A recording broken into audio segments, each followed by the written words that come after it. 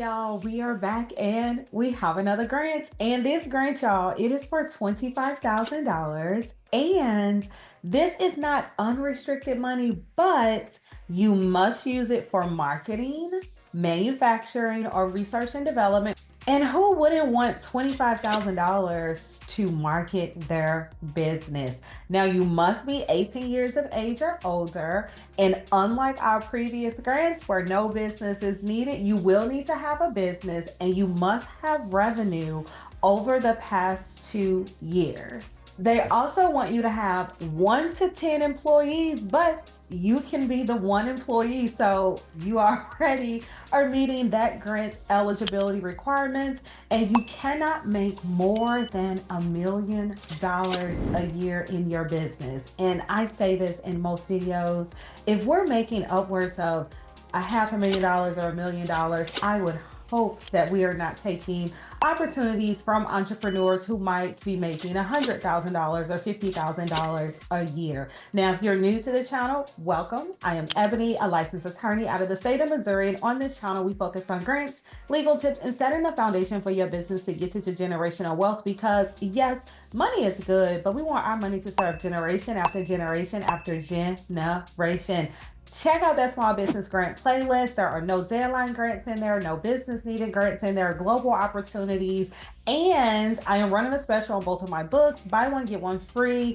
The workbook will definitely help you submit a successful grant application. And there's going to be a link in the description. It has sample answers in there, which is critical. So you can really understand what those grantors are looking for. But then it talks about if you get the grant, if you don't get the grant, applying for the grant, all those things. There are 5-star reviews on the website if you're on the fence.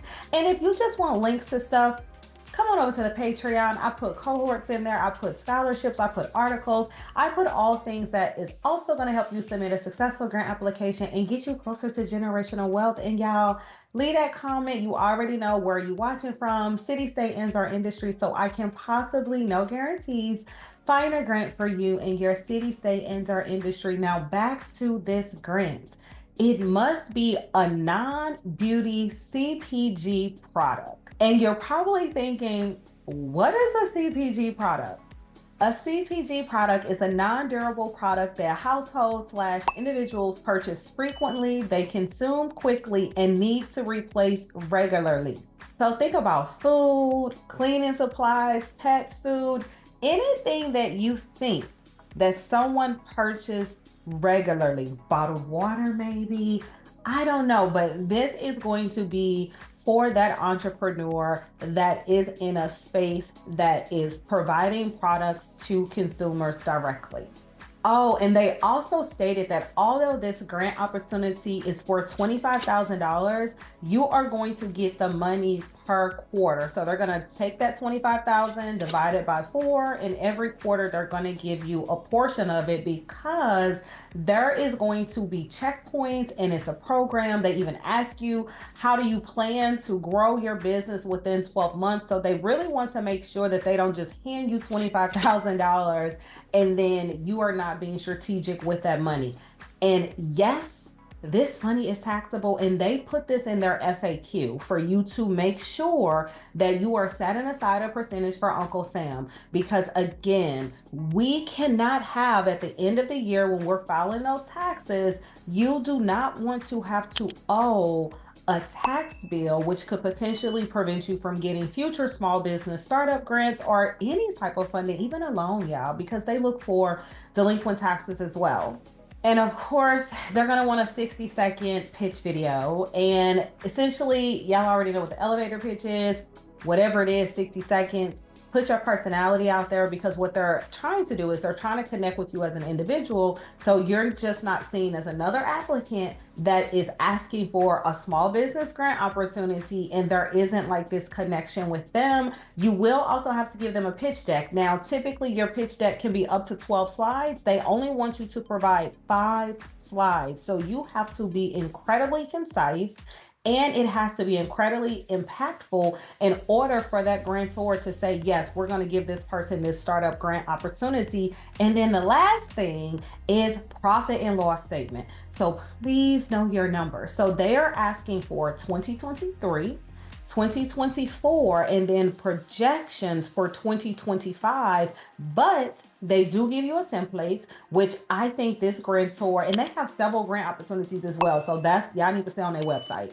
And they literally give you tips on how to answer all of the questions. Now, the questions that you're going to have to answer are: introduce yourself. And what they're asking is to tell them about your business and any milestones that your business has accomplished. And again, you have to be straight to the point, and you need to give them something that is going to be attention grabbing. And as I said earlier, the next question is, what are your intentions to grow your business? And underneath that, they said, and what are you going to do with the money? And I always recommend that you break it down, because it lets that grantor know that you really sat back and thought about the finances of your business, and then what it is going to take to help you scale your business, to grow your business, and all of the things. And when you're breaking it down, you're breaking it all the way down to the pen, the pencil, the paper, the printer. Okay. And make sure you allot that percentage for taxes, and specifically for this grantor, because they were intentional in making sure that they put that in their FAQ section. Okay. Some grantors don't do that, but I always say to put that in all of your applications when they're asking you to break down what you're going to do with the money.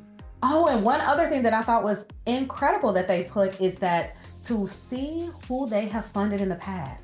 And I say this in a lot of my videos: go to the website, look at who they're funding, to then see if you have some type of alignment that can get you closer to walking away with a small business grant opportunity. And they went a step further and said, reach out to the past recipients. So that lets me know that whenever you're in this program and getting that mentorship, they will let you know that, hey, yes, you're getting this funding, but in the future, one of our expectations is that you will be available to potential grantees. So this is the time. Normally I say don't stalk the people, still don't stalk the people, but they are saying for you to reach out to previous grantees, because they can give you insight, and they might even help you with your application to let you know what is it that they did in order to walk away with a $25,000 small business grant opportunity. Now, y'all leave that comment. Let me know where you're watching from, city, state, and our industry, so I can possibly,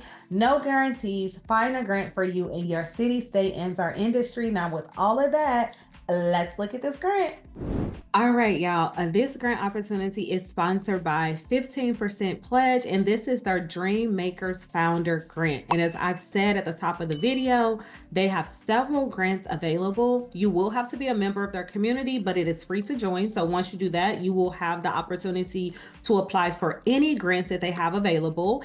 And of course, we talked about perusing the website, but this is where I say, look at who was funded and reach out to them, because the grantor is recommending that you do that. Oh, and then also it must be 51% owned by a woman. As I've said, that does not mean that if your partner does not identify as a woman, that you are not eligible for this small business grant opportunity. And then when we scroll down, we're going to click apply now. But when you click here, you're going to get to the application, but I highly recommend do not go through the application. We're not even going to do that because we've already went through the questions and everything that they're going to ask you.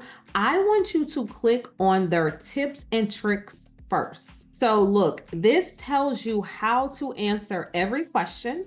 And here's a template on what they're looking for, right? And then, as I said, there is a template for your profit and loss statement. You scroll through and you look at that. You click here. That's going to help you complete everything. And as I said in the last video for this same grantor, if you choose to skip this step and answer the question in whatever way you think is going to be successful, you're likely not going to get this grant, because the grantor has been incredibly intentional in letting you know what they want in order to ensure that as many individuals as possible are submitting successful grant applications, so you're not immediately tossed out before they even look at what you have submitted. Now, once you do all of this, then you're going to go back to that page and apply for that small business grant opportunity and submit that application.